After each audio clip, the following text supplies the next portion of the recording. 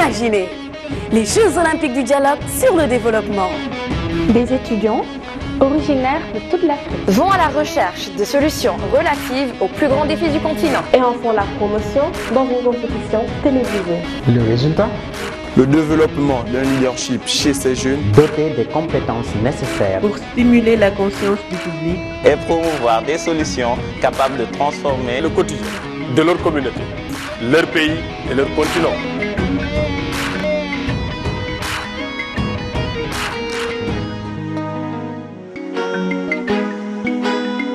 Ce soir, nous assistons ensemble au dernier match de qualification pour la finale. Deux grandes équipes s'affrontent sur le thème de l'injustice sociale. Qui, de l'UPOA et de l'UGB, saura le mieux mettre en avant ses forces et s'assurer une place en finale? Voix des jeunes est un concours entre institutions du cycle supérieur qui vise à mettre en avant des solutions qui répondent à des problèmes du quotidien au Sénégal. Social Change Factory met tout en œuvre pour proposer un programme intelligent, éducatif et citoyen. Elle a choisi de ne pas se limiter à un simple concours, mais d'encadrer les participants, de compléter leur formation, de les accompagner dans leur propre développement personnel et professionnel, grâce au suivi des coachs responsables de chaque équipe et à différents camps de formation appelés bootcamp. C'est une façon d'apprendre très vite, c'est une formation intensive et dans la pratique, avec des professionnels qui sont invités, des coachs, qui vous aident. Des moments de partage, d'échange avec les communautés locales. C'est très humain en fait. Chaque équipe dispose d'au moins 2 semaines pour faire ses recherches et préparer sa présentation. Les matchs se déroulent de la façon suivante. L'une après l'autre, les équipes présentent leur solution, puis leur stratégie d'expansion de cette solution. Elles lancent ensuite un call to action, un appel à l'action. Et pour finir, répondent en 100 secondes à un maximum de questions sur la thématique du match. C'est le chrono quiz. Le jury est composé d'Amidou Anne, consultant en communication et en affaires publiques, de Gaius Yokossi, coach et formateur en art oratoire, et d'un jury invité, spécialiste de la thématique du match. Ensemble, ils évaluent, critiquent et notent les performances et la pertinence de la solution et de la stratégie d'expansion proposée par chacune des équipes. Aujourd'hui, nous avons 2 équipes exceptionnelles, aux talents extraordinaires qui ont su se hisser dans le dernier carré de cette compétition. Mesdames et messieurs, chers publics, sous vos applaudissements, UPOA et UGB. Ces 2 équipes sont ici pour une place unique en finale. Dans quelques instants, les épreuves. Mais avant, petit rappel de la compétition. Alors, nos équipes devront passer par ces épreuves. 4, la présentation de solutions, la stratégie d'expansion, l'appel à l'action et le fameux chrono quiz. Pour les 2 premières, vous aurez 4 minutes pour convaincre le jury. Lors de l'appel à l'action, le 3e membre de chaque équipe aura 1 minute pour convaincre le public. Et lors de la 4e épreuve, le chrono quiz, vous aurez 100 secondes pour répondre à une série de questions.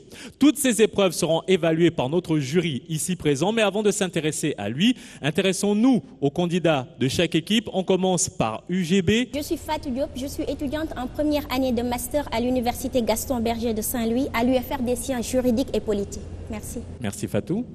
Bonjour à tout le monde, je m'appelle Ndiassé Mbaye, je suis étudiant à l'université Gaston Berger de Saint-Louis, en master 2 de lettres modernes, arts et communication.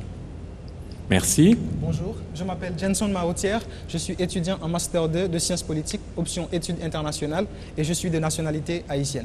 On les encourage s'il vous plaît. Merci à Jenson, Diassé et Fatou de l'UGB, l'université Gaston Berger de Saint-Louis. Découvrons ensemble les personnalités des étudiants de Saint-Louis. Fatou, Jenson et Ndiassé. Je m'appelle Fatou Diop, je suis étudiante en Master 1 à l'université Gaston Berger de Saint-Louis.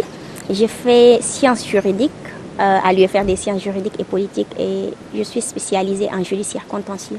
Je m'appelle Ndiassé Mbaye, je suis étudiant à l'université Gaston Berger de Saint-Louis, à l'UFR des lettres et sciences humaines. Je m'appelle Jenson Maotia, je suis étudiant en Master 2 sciences politiques, option études internationales à l'université Gaston Berger de Saint-Louis. Je m'appelle Jean-Sissa Diata, je suis chargé des relations presse de l'université Gaston Berger de Saint-Louis. Je suis en même temps le coach politique. D'abord, ce n'est pas la première compétition à laquelle je participe, mais aussi j'avais envie de faire entendre ma voix mais aussi et surtout défendre mes idées et ainsi participer à l'émergence du Sénégal et de l'Afrique en général. Ce qui m'intéressait, c'était l'aspect de débat, l'aspect de donner la possibilité aux jeunes de porter leur voix. On dit toujours qu'on part dans la compétition pour gagner.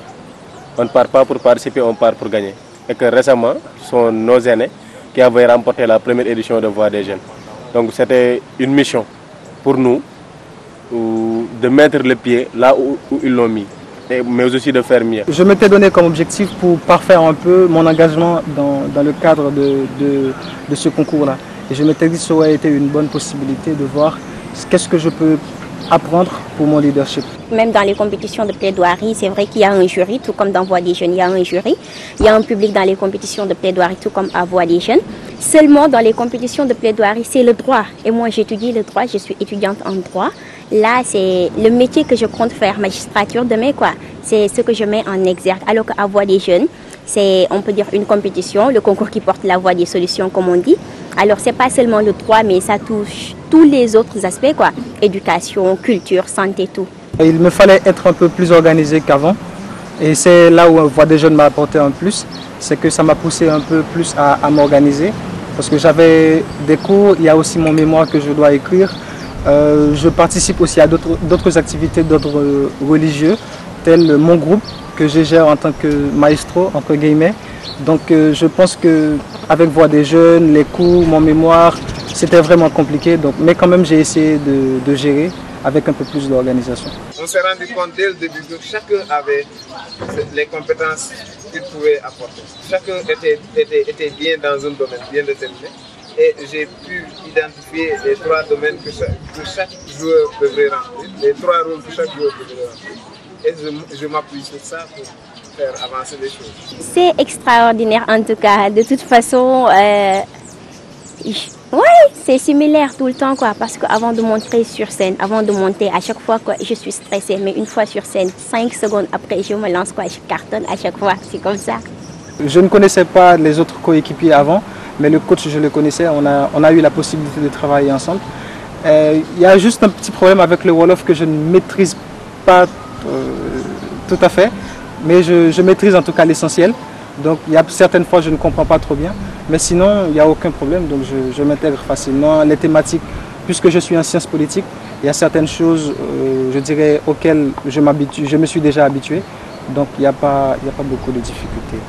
Et après, on est une équipe, on est des amis, même si, en dépit des différences d'âge, on est des amis, on se rend visite, moi-même étant administratif à l'UGB. Il m'arrive très souvent de me rendre dans leur chambre à l'université pour discuter avec eux, pour travailler avec eux dans le cadre de la formation. Il faut travailler les déplacements, les gestes, l'addiction. Donc c'était beaucoup de choses qui m'étaient très difficiles au début. Quand on sait que c'est des jeunes dont la plupart sont issus d'univers différents, il faut les encadrer d'abord avec toute la rigueur. Ils sont jeunes, ils sont beaucoup plus enthousiastes, ils sont beaucoup plus proies à l'emploi, aux jeux. C'est vrai que j'ai toujours été une personne peu sociable, mais avec Voix des jeunes, j'ai plus appris à m'engager beaucoup plus même dans la communauté, à plus m'ouvrir aux autres. Et c'est quelque chose, un acquis, quoi, vraiment extraordinaire. Lors des sessions, je récupère tout le téléphone parce que c'est des jeunes, ils sont là, toujours connectés, même au moment du travail, ils sont là connectés. C'est la raison pour laquelle je fais tout pour récupérer leur portable. Et au début de chaque match, c'est des pros. Tout est sérieux pour moi. C'est la raison pour laquelle, au-delà des portables, à certaines heures, je les force à aller se coucher. Il faut vous coucher parce que demain, vous devez vous réveiller avec toute la forme possible pour vous donner toutes les chances de remporter la course. Je me suis fait beaucoup plus de connaissances. Ouais, j'ai appris à connaître d'autres personnes venues de partout en Afrique parce qu'il y a beaucoup d'étrangers. À Voix des jeunes, moi qui suis sénégalaise, j'ai appris aussi, j'ai visité beaucoup de localités sénégalaises, ce que je ne savais pas. Moi, je ne connais que Louga, Saint-Louis et Touba. Alors imagine, j'y ai ajouté Djilor. Aujourd'hui, on est où? Je ne sais pas. À Toubab Tchala, voilà, exactement quoi. Il y a vraiment une valeur ajoutée. J'ai l'habitude de dire, Voix des jeunes, ce n'est pas une compétition de débat interuniversitaire, mais c'est une université. Quand je dis Voix des jeunes, c'est une université, parce que c'est des jeunes qui sont formés, comme dans une université, dans toutes les compétences. Aujourd'hui, un jeune qui a fait une formation de droit, on lui met en rapport avec des spécialistes qui sont du domaine de la santé, qui lui apportent des solutions. Et lui, il est capable même d'apporter des solutions par rapport à la politique sanitaire du Sénégal. Ce qui fait qu'on devient spécialiste, même sans être spécialiste. Et tout cela, c'est grâce à avoir des jeunes. S'intéresse maintenant à UPOA. Bonjour, bienvenue parmi nous, présentez-vous. Bonjour, je m'appelle Issa Laïsek, je suis étudiant en master d'ingénierie des systèmes d'information à l'Université Polytechnique de l'Ouest africain. Merci Issa. Bonjour Alexis, bonjour à tous. Je m'appelle Mamdia Rafal, étudiante en master 1 ingénierie biomédicale à l'UPOA. Merci. Merci Mamdiara. Bonjour, je m'appelle Adja Fatou Guessek, étudiante en Master 1 Finance Management à l'UPOA, Université Polytechnique de l'Ouest africain. Mamdiara, Adja et Issa nous ouvrent les portes de leur université pour nous raconter leur expérience Voix des jeunes. Je m'appelle Adja Fatou Guessek, étudiante en Master 1 spécialisation finance, audit et contrôle de gestion. Je m'appelle Issa Laïsek, je suis étudiant en master d'ingénierie des systèmes d'information. Je suis Mamdia Rafal, je viens de terminer un master en ingénierie biomédicale à l'UPOA, Université Polytechnique de l'Ouest africain. Je suis Khalifa Ababakar Diouf, étudiant en licence 3 d'ingénierie biomédicale à l'Université Polytechnique de l'Ouest africain. Et je fais partie des encadreurs de l'équipe UPOA. À la base, comme lorsqu'on participe à tout concours, nous sommes venus pour gagner, mais surtout pour apprendre, pour se développer et pour être solution. Le travail d'équipe, je dirais que c'est s'élever à un niveau où on fait passer l'équipe avant ses idées. On fait passer les idées de l'autre. Si ça va dans le sens de... Si c'est pour le bien de l'équipe. On se rend compte qu'avec, au fur et à mesure qu'on avance dans la compétition, ils ont réussi à... Adja est plus explosif sur scène. Issa, malgré le fait qu'il soit posé et tout, il parvient à dompter le public. Donc, dans l'ensemble, il y a eu beaucoup d'améliorations. Voix des jeunes m'a beaucoup apporté, d'abord parce que je suis une personne assez réservée. Je n'avais pas vraiment l'habitude d'aller vers les gens. Et ça, j'ai travaillé sur moi-même pour m'en départir. Nous sommes une équipe, je trouve, très complémentaire. Et même si le choix a été fait sur un casting, nous avons la chance de nous connaître depuis un certain nombre d'années et de partager notre vision sur beaucoup de points. Donc ça facilite énormément le partage et le travail. Nous sommes une bonne équipe, une très bonne équipe. Et rien que comment nous sommes formés, chacun est différent, mais chacun apporte quelque chose de tel que nous formons une équipe unie et homogène. Et je sens que c'est ça l'intérêt, ne pas être la meilleure équipe, mais être une bonne équipe et faire tout ce qu'il faut pour aller de l'avant et gagner. En ce moment, je suis en train de faire 2 stages, en plus de mes cours, de Voix des jeunes et de ma vie sociale. Je dirais que ce n'est pas vraiment une sinécure, je dirais que c'est plus les expériences qui forgent la personne et c'est ce que je trouve dans Voix des jeunes et c'est pour cela j'y suis toujours. À un moment donné, j'ai failli arrêter, mais quand on a la chance d'être dans une équipe qui est comme une deuxième famille, on n'abandonne pas ces gens-là. Et c'est surtout ça qui m'a retenu dans ce concours. On travaille tous ensemble, il n'y a pas une certaine hauteur en tant que voici le coach, voici les participants, on travaille tous ensemble et on confronte nos idées. La plupart des concours de ce genre se limitent à un affrontement, un match entre 2 universités. Mais là, c'est une énorme expérience humaine où on partage avec 15 autres équipes, une cinquantaine d'autres jeunes de notre âge qui sont comme nous intéressés par le développement de l'Afrique. Et ces bootcamps-là sont une occasion formidable d'échanger, de partager et d'apprendre des autres. Un de mes moments préférés, je dirais, c'est les séances de team building avec Alibeta lors du bootcamp de la Crosse. C'est des moments ludiques, en même temps instructifs et j'en ai tiré une philosophie, c'est de vivre la vie dans l'équilibre. Le fait de se voir à la télé, ce que ça fait, je déteste ça. J'aime pas me voir, franchement. Et même j'avais dit que lors des diffusions à la télé, j'avais pas à le dire à la famille. Je sais pas pourquoi, j'aime pas me voir à la télé. J'aime bien chanter, mais j'aime pas m'entendre chanter. C'est un peu comme ça à la télé. je ne me trouve pas parfaite, je me dis que j'ai fait beaucoup d'erreurs, je me juge beaucoup, mais à la fin, c'est que du positif parce que c'est en se regardant qu'on peut se rectifier et être meilleur dans ce que l'on fait. Je les encadre juste parce que j'ai eu à faire la compétition l'année passée et peut-être que j'ai une certaine expérience là-dessus. Donc le fait de participer dans cette édition en tant que coach me permet de réaffirmer mes capacités de leadership, de gestion d'équipe. Et je trouve que c'est quelque chose de très intéressant. Ce que mes parents pensent de ce projet, c'est déjà ils me soutiennent à 100% et je pense que ce sont les premiers spectateurs de l'impact que Voix des Jeunes a eu sur moi. Le thème de cette première demi-finale de la deuxième édition de Voix des Jeunes est l'injustice sociale. On s'intéresse maintenant aux membres du jury. Bienvenue parmi nous, présentez-vous. Bonjour Alexis, bonjour à tout le monde. Je suis Gaius Yokossi et je suis président du Dakar Health Toastmaster Club. Je suis coach et formateur en oratoire et ce matin, je suis là pour accompagner nos candidats en matière d'expression orale et juger de leurs prestations. Je vous remercie et je vous souhaite un très bon match. Merci Gaius. Merci Alexis, c'est Mohamed El Mansour Gaye. Je suis sur les questions de protection des droits des personnes vulnérables, particulièrement des femmes et des enfants. Je suis là donc pour un peu accompagner le jury par rapport à la question du jour. Et à l'instar de mon ami, je vous souhaite aux deux équipes une bonne chance. Merci Monsieur Gaye. Bonjour, c'est Abibouja, donc j'occupe les fonctions de chargé de communication et de relations publiques et je dois noter aujourd'hui la clarté, la structure et l'argumentation des deux équipes auxquelles je souhaite bonne chance, bien entendu. Merci. Avant de passer à la première épreuve, regardons cette vidéo sur l'injustice sociale. On se retrouve, à tout de suite. Des enfants qui parcourent des kilomètres à pied pour se rendre à l'école, des femmes qui meurent en accouchant par manque d'équipement, des populations sans eau potable. Mais pourtant, chaque année, des rapports chiffrés parlent de projets de construction de routes, de réhabilitation d'hôpitaux et de forage de puits. S'il reste une question où la plupart des pays africains sont en constante difficulté, c'est certainement celle de la corruption. Malgré l'adoption de nombreuses lois anticorruption, ainsi que la mise en place d'organes de lutte contre la corruption, le phénomène ne faiblit pas. La corruption, il faut le rappeler, est un phénomène mondial.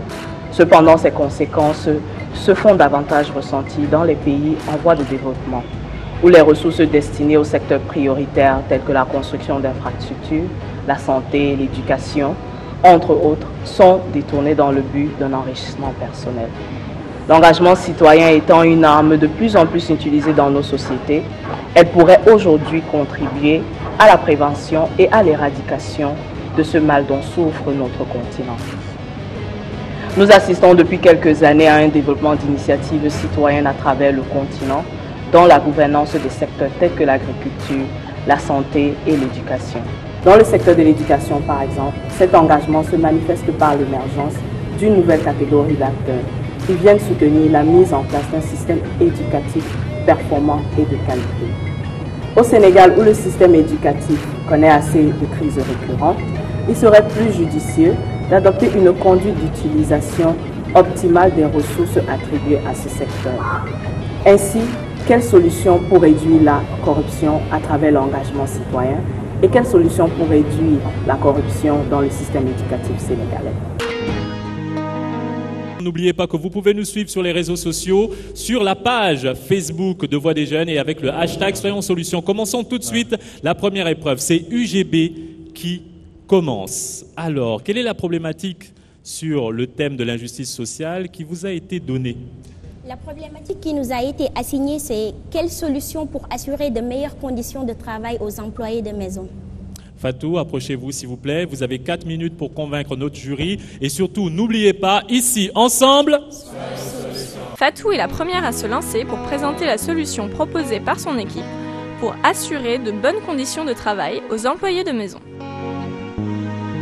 Ce matin, la plupart d'entre nous ont bénéficié des services d'une ménagère pour leur préparer le petit déjeuner, d'un chauffeur pour les amener à l'école ou à leur lieu de travail, d'un gardien pour assurer leur sécurité. Aujourd'hui, rares sont les foyers en milieu urbain où l'on ne retrouve pas au moins un seul de ces agents. Pourtant, La plupart de ces employés ne bénéficient pas d'un travail solide, décent et solidement appuyé par un contrat déclaré à l'inspection du travail. Cela pose véritablement la problématique de la situation déplorable des employés de maison dans notre pays. À ce niveau, nous mettrons l'accent surtout sur la gente féminine. Honorable jury, mesdames et messieurs, saviez-vous qu'au Sénégal, plus de 95% des ménagères n'ont pas de contrat écrit? Saviez-vous que c'est seulement 2% d'entre elles qui sont déclarées à l'inspection du travail? Saviez-vous pourtant qu'il existe dans notre pays un arrêté ministériel qui fixe les conditions générales d'emploi des travailleurs domestiques et qui n'a jamais été appliqué? Quel drame! Majoritairement issues du monde rural, ces femmes, âgées entre 15 et 40 ans, sont le plus souvent exploitées car étant recrutées dans des conditions qui ne garantissent ni leur modalité de travail, ni leurs droits, ni leur sécurité sociale. Quand elles décrochent un emploi, ces prolétaires des temps modernes s'occupent à la fois de la vaisselle, du linge, du repassage, de l'entretien des enfants, de la cuisine, des carreaux, et j'en passe. Leur impératif de polyvalence justifie l'expression péjorative de bonne à tout faire. Pourtant, le Sénégal est membre de l'OIT depuis 1960 et a ratifié 36 conventions. Il s'y ajoute le Code du travail, mais aussi l'arrêté ministériel numéro 974 du 23 janvier 1968. Malgré cet arsenal juridique, ces ménagères vivent toujours dans la précarité. Elles ont essayé de défendre leurs intérêts à travers les initiatives des ONG, des syndicats, des organisations féminines, mais échouent à cause de l'indifférence de l'État. Face à tous ces problèmes, nous proposons comme solution ADAD, Association de défense des droits des aides ménagères et domestiques. Mesdames et messieurs, figurez-vous que même ceux qui votent les lois ou qui veillent à leur application, les députés, les juges, les inspecteurs du travail, emploient souvent ces femmes dans l'illégalité. C'est pourquoi nous proposons cette solution-là, ADAD, Association de défense des droits des aides ménagères et domestiques. Créée au Mali en 2011 et présente à Bamako, à Ségou et à Koulikoro, l'ADAD a pour objectif d'assurer de meilleures conditions de travail aux employés de maison. Ces impacts sont nombreux. En un an, 134 filles domestiques ont été formées et 118 d'entre elles recrutées avec des contrats légaux. Leur nombre d'heures de travail a considérablement réduit, passant de 17 heures à 8 heures par jour. Au lieu de 7 jours sur 7, ces femmes travaillent 6 jours par semaine. Celles qui passent par ADAD perçoivent un salaire mensuel qui varie entre 15 000 et 17 000 francs CFA, alors que la loi malienne prévoit 21 000 francs CFA. Avant, leur salaire tournait simplement autour de 5 000 francs CFA.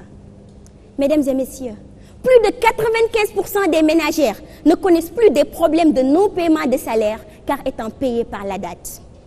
Sur ce, honorable jury, chère assistance, l'Association de défense des droits des aides ménagères et domestiques est donc la solution pour assurer de meilleures conditions de travail aux employés de maison. Je vous remercie. Merci à Fatou de l'Université Gaston Berger de Saint-Louis pour la présentation de sa solution. On s'intéresse maintenant à UPOA. Quelle est la problématique sur le thème lié à l'injustice sociale avez-vous eu? La problématique qui nous a été posée est la suivante. Quelle solution pour une insertion sociale harmonieuse des personnes en situation de handicap dans la société? Adja, approchez-vous. Vous avez également 4 minutes pour convaincre notre jury et surtout, n'oubliez pas, ici, ensemble, soyons solution. On l'encourage. Les étudiants de l'UPOA ont choisi de mettre en scène Adja pour présenter une solution pour une insertion harmonieuse des personnes en situation de handicap dans la société.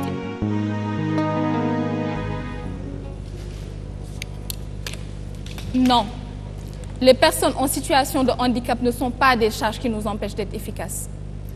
Ce ne sont pas une communauté embarrassante à qui il faut faire de la place, qu'il faut intégrer aux gens normaux. Et ce ne sont pas, comme le suggère la problématique qui nous a été posée, une somme de fonctionnalités pas assez complète pour être considérés comme des gens à part entière. Saviez-vous que 500 millions de personnes en situation de handicap dans le monde n'ont pas les moyens de se prendre en charge?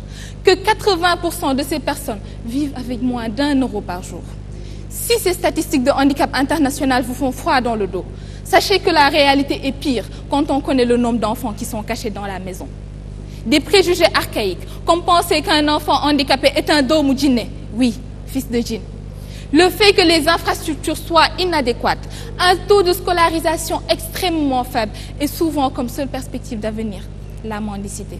Le seul moyen de changer cet état de fait est de déconstruire la représentation de ces personnes, faire voir et comprendre que nous sommes tous égaux et que ce n'est pas qu'un slogan.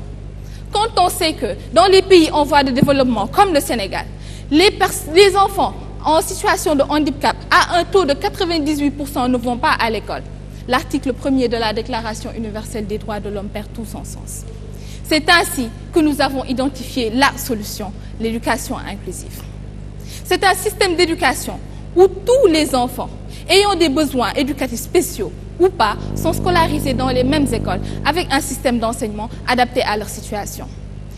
Ainsi, Handicap International a lancé un projet éducation inclusive dans la région naturelle de la Casamance pour une durée de 4 ans et un coût global de 223 millions de francs CFA. Au total, 100 écoles inclusives concernées par ce programme dans les régions de Ziguinchor, Kolda et Sédhiou. Leur plan d'action, 3 axes. D'abord, la sensibilisation, qui est considérée déjà au-delà d'un objectif de changement d'attitude comme un levier à la scolarisation. Elle passe par le recensement de toutes les personnes handicapées, des écoles et du corps professoral qui vont constituer les comités de scolarisation.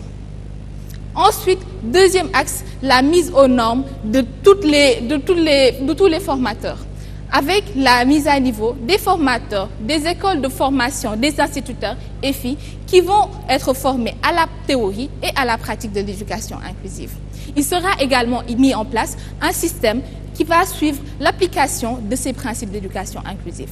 Enfin, troisième et dernier axe, mesdames et messieurs, la mise aux normes de ces établissements qui sont ciblés à travers la réalisation de travaux pour une insertion de ces enfants, mais aussi de travaux pour l'accessibilité physique de ces écoles.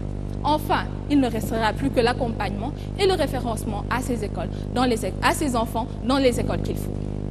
Au final, 1800 enfants concernés annuellement et bénéficiaires de ce programme. Des milliers d'enfants qui sont encore dans ces écoles inclusives. 750 enseignants qui sont formés à être en mesure de prendre en charge les besoins de chaque enfant. Et même les directeurs de ces écoles soutiennent que les enfants s'intègrent parfaitement à leurs camarades. Mesdames et messieurs, nous avons choisi cette solution parce qu'elle montre que nous sommes tous égaux et qu'elle montre que si nous éduquons nos enfants dans cette idée, pendant qu'ils sont jeunes, les choses vont changer. Les personnes handicapées seront prises en compte dans les infrastructures, dans les services sociaux de base et tous les autres aspects de la vie. Et qui de mieux que les enfants pour faire passer un message? Ces petits êtres innocents qui le soir nous racontent leurs histoires et inconsciemment nous influencent. Je vous remercie. Merci à Adja de UPOA pour la présentation de sa solution. Deuxième épreuve, stratégie d'expansion, également 4 minutes pour chacune des équipes pour présenter. Je me redirige du côté de l'Université Gaston Berger de Saint-Louis. Jenson, approchez, c'est votre tour. Vous avez également 4 minutes pour convaincre le jury, c'est à vous. Jenson va maintenant présenter la stratégie élaborée par son équipe pour étendre l'ADAD au niveau national. Nous proposons d'appliquer cette solution ADAD au Sénégal et plus particulièrement à Dakar, Thiès et Mbour. Ces 3 zones sont choisies car selon Fatou Bintou Yafa de la CNTS, elles seraient les plus concernées par le travail domestique au Sénégal. 6 axes seront retenus pour la mise en œuvre de notre solution. D'abord, sur le plan juridique, des actions seront menées pour réactualiser et appliquer l'arrêté ministériel numéro 974 de 1968 déterminant les conditions générales d'emploi des domestiques au Sénégal. Le gouvernement devra aussi et surtout ratifier la convention numéro 189 sur le travail domestique. Il s'agira également de réglementer et de contrôler les agences privées de recrutement afin qu'elles se conforment aux normes établies. Sur le plan logistique, nous proposons de construire un centre dans chacune des villes ciblées. Chaque centre sera équipé pour accueillir certaines femmes qui ont des difficultés d'hébergement, mais aussi pour assurer leur formation. En parlant de formation, sur la base d'un appel à candidature, 100 femmes seront recrutées pour une durée de 3 mois. Elles seront formées sur l'ensemble des métiers du travail domestique, mais aussi sur les droits et les obligations liées à leur contrat de travail. L'alphabétisation sera aussi intégrée et une fois formées, ces femmes seront opérationnelles et pourront s'insérer plus facilement dans le marché du travail. Tout cela se fera dans le cadre d'un partenariat solide avec les ministères concernés, les organisations de la société civile, l'Association des femmes juristes du Sénégal, etc. Ces institutions joueront un rôle fondamental dans la formation et dans l'insertion des femmes domestiques. Sur le plan du financement, la mise en œuvre de cette solution nécessite des ressources financières conséquentes, estimées à 500 millions de francs CFA. Mais est-ce trop pour rétablir nos braves sœurs dans leur dignité? Rappelons que selon une étude du Centre de recherche en économie et finances appliquées de l'Université de Thiès, ce secteur, s'il est valorisé, représentera 30% du PIB sénégalais. 30% du PIB à valoriser, mesdames et messieurs. Mais pour y arriver, voilà ce que nous proposons. De rechercher un financement auprès des institutions nationales et internationales, privées et publiques, qui seront prêtes, bien entendu, à financer une telle solution. Mais aussi, il faudra mettre à profit la contribution citoyenne. L'autofinancement sera également déterminant, car chaque aide ménagère ayant été formée et insérée par la DAD pourra contribuer par une cotisation de 1000 francs CFA. La communication et la sensibilisation. L'ensemble de la population doit être sensibilisée sur le sort réservé aux femmes domestiques au Sénégal. Ces femmes qui sont quasiment réduites à l'esclavage dans notre pays. En utilisant les canaux de communication tels que les radios, les télévisions, les forats, la mobilisation sociale, etc., la population sera sensibilisée sur les dangers liés à l'exploitation des filles mineures. Et enfin, une journée nationale des travailleuses domestiques sera institutionnalisée. Chers téléspectateurs, mesdames et messieurs, ne l'oubliez jamais, celui qui laisse commettre une injustice ouvre la voie à d'autres injustices, nous dit Willy Brandt. Ces femmes ne demandent pas la charité, elles sont au contraire à la recherche de dignité en empruntant le chemin du travail.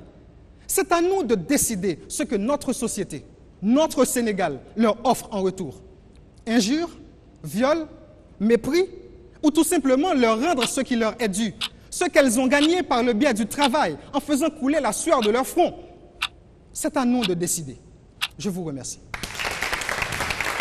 Issa doit maintenant expliquer la stratégie d'expansion élaborée par son équipe pour accéder à une insertion harmonieuse des personnes en situation de handicap dans la société.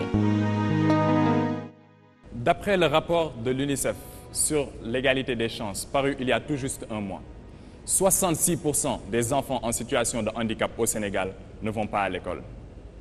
Une directive du président de la République datant de 2005 demande aux entreprises publiques un recrutement de 15% de personnes en situation de handicap. Mais comment pourrait-on atteindre ce quota si les principales personnes concernées n'ont ni la formation ni les qualifications nécessaires? La stratégie d'expansion que nous proposons vise à atteindre cette masse critique de personnes en situation de handicap afin qu'elles soient enfin représentées et dûment prises en compte. Notre stratégie d'expansion s'articulera autour de 3 objectifs stratégiques: sensibiliser, former et mettre aux normes. Sur le volet sensibilisation, nous proposons une formation des ONG locales par les organismes internationaux en charge de la question du handicap au Sénégal, tels que Handicap International ou Sightsavers, afin de sensibiliser à un niveau très bas. Le plaidoyer continuera d'être porté par le réseau ouest-africain pour l'inclusion des personnes handicapées, avec les résultats positifs que l'on constate déjà. Sur le volet formation, tous les experts de la question s'accordent à dire que le Sénégal est très en avance en ce qui concerne les textes et réglementations de l'école inclusive.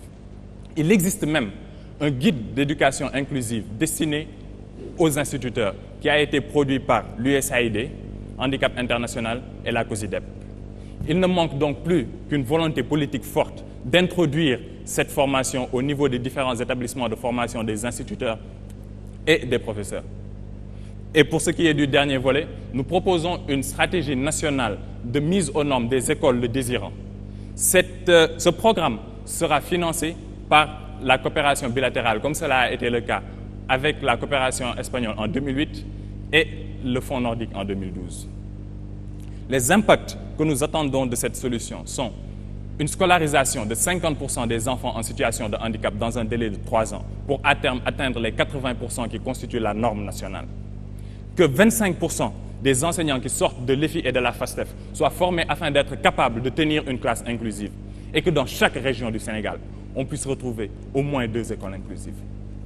Ce programme fera l'objet d'une évaluation externe annuelle, mais des auto-évaluations trimestrielles auront lieu, avec à la clé au compte rendu par le comité de pilotage qui sera constitué des représentants des différents acteurs du secteur, à savoir au niveau institutionnel, le ministère de l'Éducation nationale, au niveau du terrain, les inspections d'académie et à un niveau de base, les associations de parents d'élèves, les professeurs et les ONG. Le montant estimé de ce programme sera de 90 millions de francs CFA. Nous avons conscience que l'éducation inclusive seule ne réglera pas tous les problèmes, mais c'est une étape nécessaire. Pas suffisante, mais nécessaire. Mais aujourd'hui, des milliers de parents d'enfants en situation de handicap refusent d'envoyer leurs enfants à l'école parce que n'en voyant pas l'utilité. Ce qui fera changer les choses, c'est une campagne de discrimination positive qui permettra de voir au poste de décision et dans les administrations des personnes peut-être à déficience visuelle ou auditive. Et je terminerai par cette citation du Dalai Lama qui disait que chacun a le droit de poursuivre ses rêves, mais personne n'a le droit d'entraver celui des autres.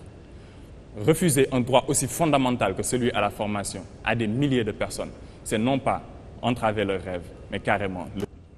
Je vous remercie. Merci Issa de l'UPOA pour la stratégie d'expansion. Le thème, c'est l'injustice sociale. On se retrouve tout de suite pour la 3e épreuve. La Voix des Jeunes, bien sûr, soutenue par la fondation OSIWA, l'ambassade des États-Unis, World Justice Project, UNICEF, la Sonatel et la COFINA. La 3e épreuve maintenant, l'appel à l'action. Les 3e membres de chaque équipe vont passer ici, devant, sur cette scène, pour vous inciter, oui, vous qui nous regardez à travers votre écran, la population, les communautés, ou vous, tout simplement, chers particuliers chez vous, à s'intéresser à cette question cruciale qui est l'injustice sociale. On commence avec UGB, c'est au tour de Ndiassé. Approchez-vous, s'il vous plaît. C'est l'appel à l'action.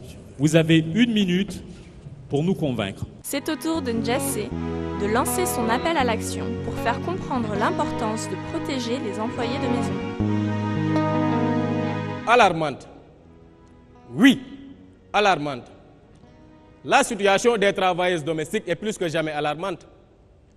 Ces braves femmes souffrent et souffriront encore si rien n'est fait. Oui, si rien n'est fait, elles continueront à être exploitées, violentées, abusées sexuellement, licenciées sans droit. 2 mesures fondamentales s'imposent. La réactualisation et l'application de l'arrêté ministériel numéro 974 du 23 janvier 1968, ainsi que la signature de la Convention 189 de l'OIT sur le travail domestique. Monsieur le Président de la République, chers membres du gouvernement, nous vous appelons solennellement à appliquer l'arrêté 974 et à signer la Convention 189 pour de meilleures conditions de travail, mais aussi rétablir une justice sociale, sans laquelle, point d'émergence économique. Nous vous remercions. Merci à Ndiassé, Fatou et Jenson de l'Université Gaston Berger de Saint-Louis pour cet appel à l'action. Laissez-moi rectifier, vous n'avez pas besoin de nous convaincre pour cette 3e épreuve, juste nous sensibiliser parce que cette question nous intéresse tous. Mame Diarra, c'est à vous. Mame Diarra réussira-t-elle à faire entendre sa voix et amorcer un changement de paradigme sur le sujet du handicap dans les mentalités sénégalaises? Dieu s'est trompé. Il y a 800 millions de handicapés dans le monde. Donc, 800 millions d'erreurs de la nature, pour certains. 800 millions de fois où Dieu se serait trompé. Le seul véritable handicap, c'est la bêtise humaine. Je ne suis pas la seule à avoir déjà vu un handicapé réaliser des choses que même une personne dite normale trouverait difficile à faire. Pourtant, l'on persiste à les prendre de haut ou empêcher. Plus qu'une prise en charge, ces personnes ont besoin de considération, de reconnaissance sociale. Elles ont besoin de pouvoir choisir leur voie, leur métier et de se sentir citoyens à part entière. L'éducation inclusive leur permet d'affronter la vie avec les mêmes armes que vous et moi. Si chacun joue sa partition, l'égalité des chances ne serait plus que de jolis mots ensemble, mais bien une réalité. Je vous remercie. Merci pour cet appel à l'action, Mme Diarra. On félicite encore une fois ces équipes qui ont eu un parcours remarquable tout au long de cette compétition. C'est la demi-finale, mais une seule équipe ira en finale et l'autre, bien sûr, pourra poursuivre l'aventure, mais pour essayer d'obtenir la 3e place du concours Voix des Jeunes. Dans quelques instants, nous allons procéder à la dernière épreuve, le chrono quiz. Vous aurez 100 secondes pour répondre à une série de questions. Je vous laisse vous concentrer et nous, on se retrouve dans quelques instants. N'oubliez pas, vous pouvez nous retrouver sur les réseaux sociaux, sur la page Facebook de la Voix des Jeunes et en suivant le hashtag Soyons Solutions. À tout de suite. La Voix des Jeunes se poursuit. Première demi-finale de cette 2e édition, la dernière épreuve, le chrono quiz. 100 secondes pour répondre à une série de questions sur le thème de l'injustice sociale. J'appelle pour commencer Ndiassé de l'Université Gaston Berger de Saint-Louis. Approchez-vous. Êtes-vous prêt? Oui. Êtes-vous concentré? Si vous ne connaissez pas la réponse, dites « je passe ». Êtes-vous prêt? Oui. Sérieusement? On y va. Compte à rebours. 5, 4, 3, 2, 1. C'est parti. Quand est-ce que la Convention des Nations Unies sur l'élimination de toutes les formes de discrimination à l'égard des femmes a été ratifiée sans réserve? En février 1885, 1975 ou 1985? 1975. Quelle est la date d'adoption du protocole de la Charte africaine des droits de l'homme et des peuples relatifs aux droits des femmes? En 2003, en 2004, en 2005? 2003. Selon l'UNFPA, quel est le pays qui possède l'un des taux les plus élevés de prévalence du mariage des enfants dans le monde? L'Inde, le Sénégal, l'Afrique du Sud? L'Inde. Selon l'UNFPA, quelle est la zone à plus forte prévalence de mariage d'enfants au Sénégal? Podor, Tambacounda, Kolda? Tambacounda. Citez 2 ODD relatifs à la protection des droits des femmes sur les 12 priorisés. ODD 3, ODD 5, 8 ou 12? ODD 5, ODD 8. Que signifie PASNEG?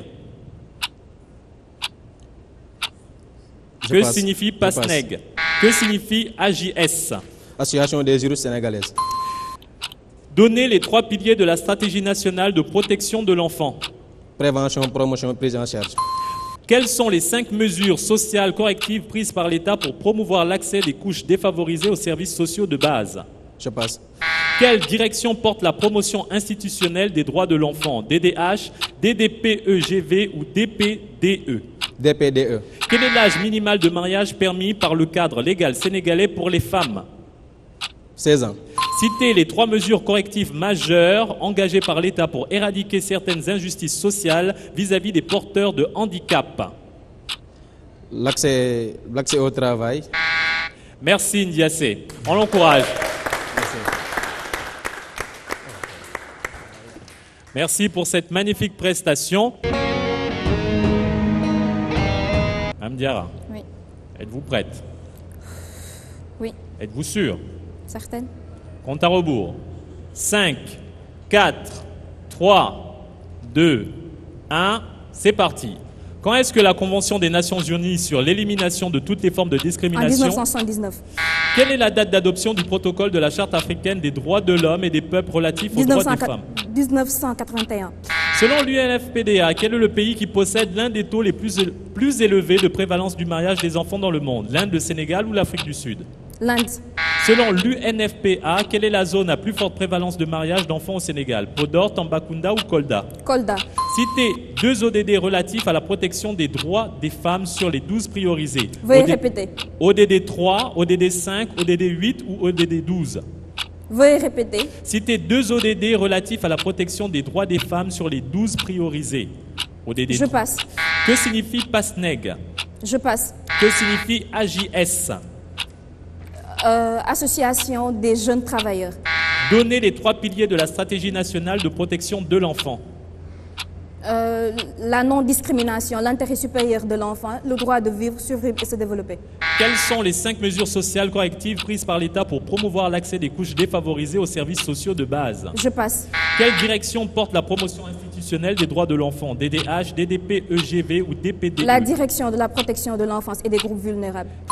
Quel est l'âge minimal de mariage permis par le cadre légal sénégalais pour les femmes? 16 ans. Citez les 3 mesures correctives majeures engagées par l'État pour éradiquer certaines injustices sociales vis-à-vis des porteurs de... Citez un des cadres au niveau national ou départemental qui porte la coordination des actions de protection de l'enfant au Sénégal. Veuillez répéter la question. C'est tout, Mme Diarra. Merci. C'est allé très vite. Le jury est en train de délibérer. On se retrouve tout de suite.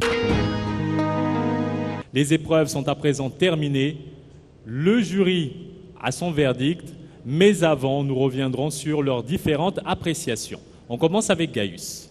Merci Alexis. Nous avons eu droit à une très belle rencontre et je souhaite déjà commencer par féliciter les 2 équipes pour cette prestation de très haute qualité.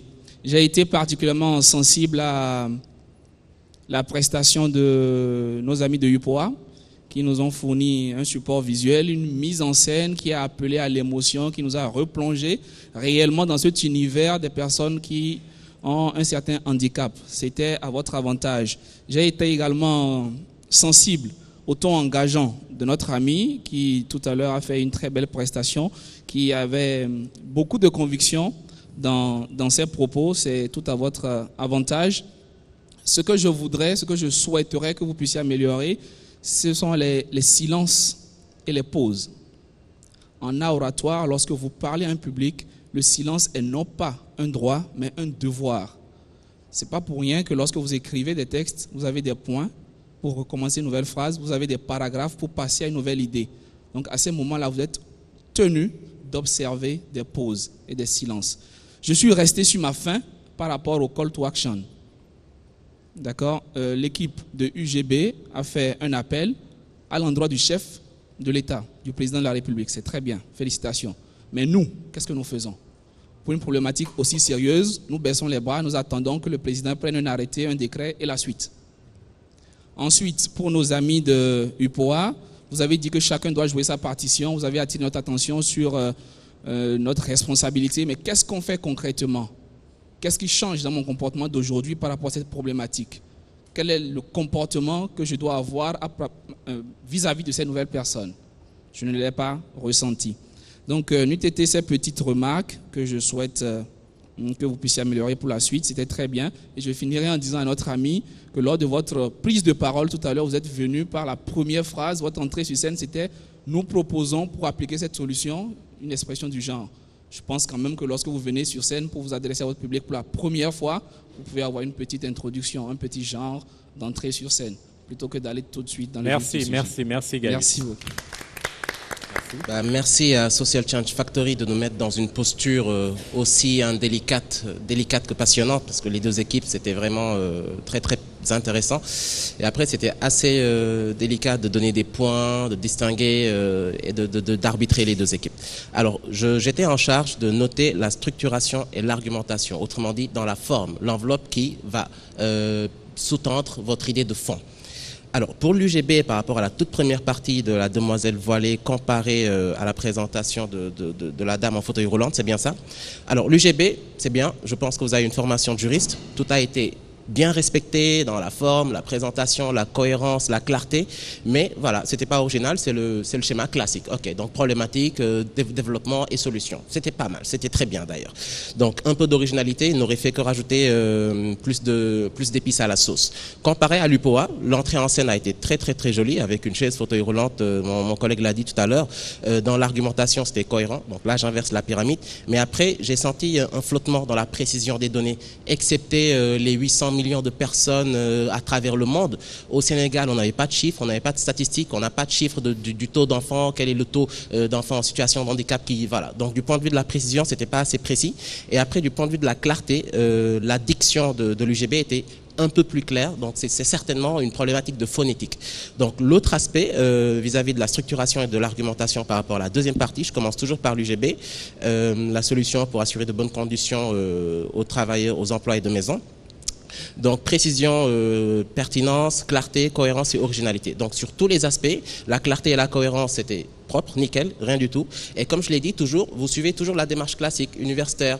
Il n'y a pas trop d'originalité dans la façon de présenter la solution. Et voilà, donc vous restez dans le cursus des canevas normaux, quoi. Et précision, la toute première présentation avait beaucoup plus de données que la deuxième partie. Donc du coup, je pense que vous n'avez pas eu un assez bon équilibre en termes de présentation des statistiques et la première partie a raflé tous les chiffres. Donc comparé à l'UPOA, là c'était totalement l'inverse. Ce que je vous reprochais dans la première partie en termes d'imprécision de données, c'était l'inverse. La deuxième partie avait plus de chiffres, plus de statistiques et on comprenait mieux. Par contre, pour la clarté, là au début, c'était une entrée en scène assez fracassante, mais on a senti une déperdition, une perte de vitesse, à un moment donné, un léger flottement qui laissait montrer des doutes ou des hésitations sur la maîtrise du sujet. Cohérent, rien à dire, cohérent, et originalité, oui, c'était bien, mais c'était pas très original parce qu'on attend de l'originalité. Merci Monsieur Dia, merci.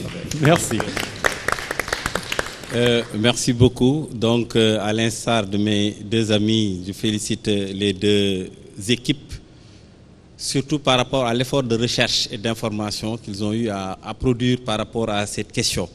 Mais qu'on n'oublie pas que nous sommes dans le domaine social. Et la ratification des instruments juridiques aussi appelle à une adaptabilité par rapport aux réalités de la communauté ou de la société qui doit en faire une appropriation. De sorte que nous en avons en tout cas eu l'honneur d'avoir beaucoup d'informations sur les conventions et autres, mais vous l'avez dit dans la présentation, il y a blocage, on ratifie, nous sommes champions dans la ratification, mais dans la mise en œuvre, il y a problème. Cela suppose que une étude d'acceptabilité ou de faisabilité du programme doit être réalisée avant d'aller dans ce sens. Et ça manque un peu dans la présentation qui a été faite. Et l'éducation inclusive ne touche pas toutes les personnes handicapées, particulièrement les enfants, parce qu'il y a des handicapés lourds, en tout cas, qui ne sont pas encore pris en compte au niveau de ces écoles. Vous l'avez dit, il y a des enfants qui sont cachés. Et pourtant, c'est des enfants doués d'intelligence qui doivent pouvoir bénéficier de droit à l'éducation. Mais malheureusement, l'éducation inclusive ne leur permet pas d'accéder dans ces écoles que nous avons actuellement. Au niveau peut-être des stratégies, il est bon, quand on veut mettre en place une stratégie, de faire une étude diagnostique. Voir, en tout cas, quels sont réellement ce qui se passe sur le terrain, par rapport aux expériences des uns et des autres, mais aussi par rapport aux facteurs bloquants qui sont là, qui sont dans le terrain et qui empêchent la réalisation. On l'a dit par rapport à la proposition sur le Mali, mais par rapport, comme il l'a dit, pour le Sénégal. Est-ce que le Mali, c'est le Sénégal? Est-ce que ce qui est faisable au Sénégal est réalisable au Sénégal? Et surtout par rapport à la pertinence, peut-être il faudra voir cela.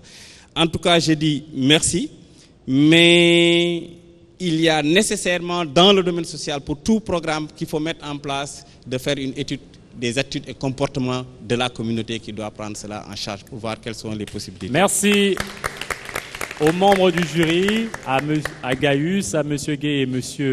Dia. Alors, vous avez le verdict, mais rappelons que c'est la deuxième participation de l'UPOA. Lors de la première saison, vous êtes arrêté en 8e de finale. Il y a eu une forte progression lors de cette deuxième édition. Vous êtes en demi-finale. Allez-vous poursuivre en finale ou jouerez-vous la petite finale pour la 3e place? Nous le saurons dans quelques instants.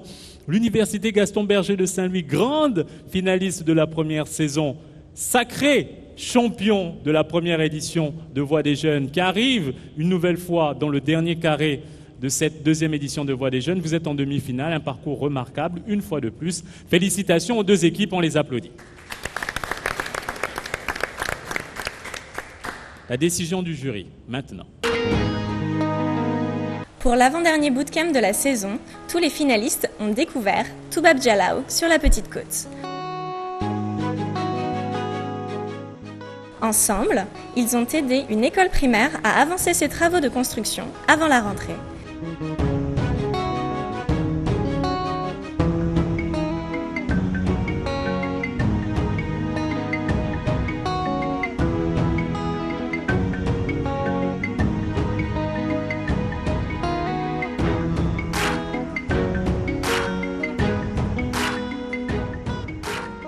Voix des jeunes, c'est également un service à la communauté. Comme on l'a fait à Oulacruz, on l'a fait au Djilor. Aujourd'hui, on est à Toubab Dialaw en train d'aider une école à se mettre en place, à les aider à transporter de l'argile, des sacs de sable, pour en tout cas jouer notre partition dans la construction de cet établissement qui va prendre en charge les futures générations du Sénégal.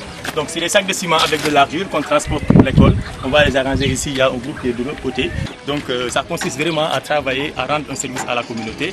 Donc ça nous plaît et on est content de le faire. Ils ont ainsi pu se rapprocher des réalités des écoliers, de leurs parents et de ceux qui font voir le jour à de belles initiatives dans le domaine de l'éducation. Ils ont aussi découvert les thèmes des 2 finales et approfondi leurs connaissances sur la corruption et l'enseignement supérieur.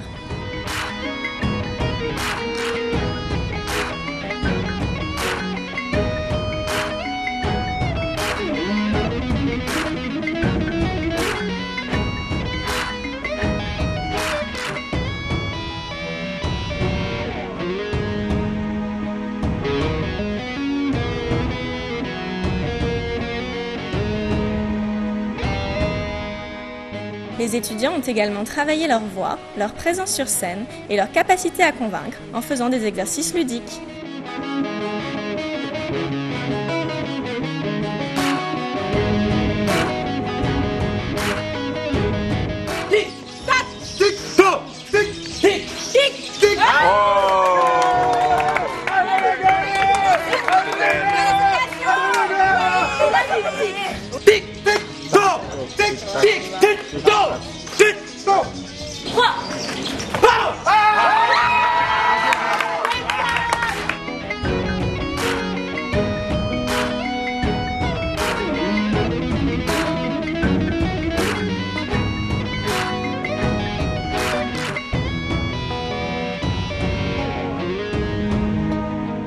Voix des jeunes, le concours qui change les perspectives.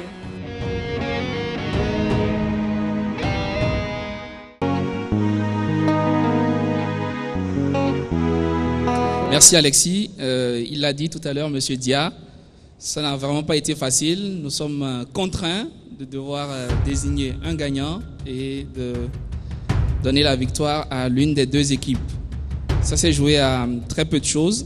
À la fin du match, l'équipe de UPOA totalise 121,5 points et l'équipe du GB totalise 126,5 points. C'est UGB qui rejoint la finale de cette 2e édition de Voix des jeunes. Comme lors de la précédente édition, ils se retrouvent en finale. Félicitations. On encourage bien sûr l'UPOA qui est arrivé pour sa 2e participation en demi-finale. Mais ce n'est pas fini pour vous, UPOA. Il vous reste à jouer la petite finale. Vous avez encore la possibilité d'obtenir la 3e place. Je vous invite à venir sur cette scène, vous féliciter. On les applaudit et on les encourage. Un match très serré. L'Université Gaston Berger de Saint-Louis remporte sa place en finale à 5 points près. On se retrouve la semaine prochaine pour l'épisode spécial de cette saison qui vous réserve bien des surprises. Imaginez les Jeux Olympiques du dialogue sur le développement. Des étudiants originaires de toute l'Afrique vont à la recherche de solutions relatives aux plus grands défis du continent et en font la promotion dans une compétition télévisée. Le résultat ? Le développement d'un leadership chez ces jeunes, dotés des compétences nécessaires pour stimuler la conscience du public et promouvoir des solutions capables de transformer le quotidien de leur communauté, leur pays et leur continent.